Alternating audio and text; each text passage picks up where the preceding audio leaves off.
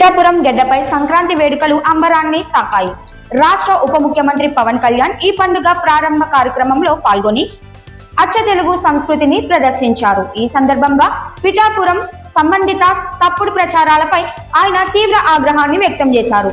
పులివెందులలో జరిగిన దారుణ ఘటనలకు ప్రజలు గమనించక పిఠాపురంలో చిన్న సంఘటనలను కూడా ఆవేశపూరితంగా చూపిస్తూ సోషల్ మీడియాలో వైరల్ చేస్తున్నారని ఆయన తప్పుబట్టారు.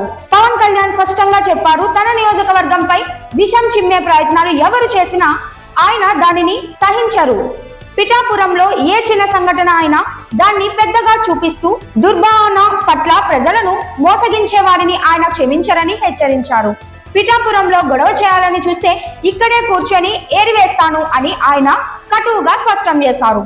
గత ప్రభుత్వాల సమయంలో జరిగే బూతులు, అక్రమ కేసులు వంటి దురాచార సంస్కృతులు పునరావృతం కాకూడదని ఆయన చెప్పారు. పిఠాపురం భద్రతకు సంబంధించి పోలీసులపై పవన్ కళ్యాణ్ కఠిన ఆదేశాలు ఇచ్చారు.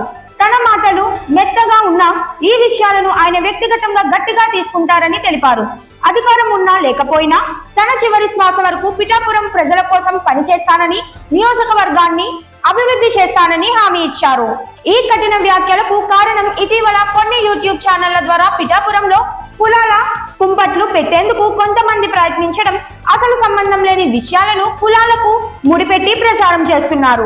చిన్నపిల్లలపై జరిగిన సంఘటనలు కూడా ఇదే విధంగా ఎక్సగ్రేట్ అవుతున్నాయి. అందుకే పవన్ కళ్యాణ్ కఠినంగా వ్యవహరిస్తున్నారని స్పష్టం చేశారు. పిఠాపురం సమీపంలో సంక్రాంతి వేడుకలు సజావుగా కొనసాగుతున్నప్పటికీ రాజకీయ ప్రయత్నాలు ప్రజలకు తప్పుదారి చూపించకూడదని ఆయన హెచ్చరించారు.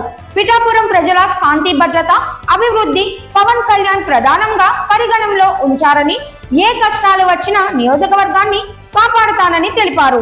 అంతేకాక పిఠాపురంలో జరుగుతున్న సంఘటనలపై అవగాహన పెంచడం, సోషల్ మీడియాలో విపరీత ప్రచారాలను నిలిపివేయడం, విద్యార్థులు, గ్రామీణ ప్రజల భద్రతను నిర్ధారించడం పవన్ కళ్యాణ్ లక్ష్యంగా ఉంచారు.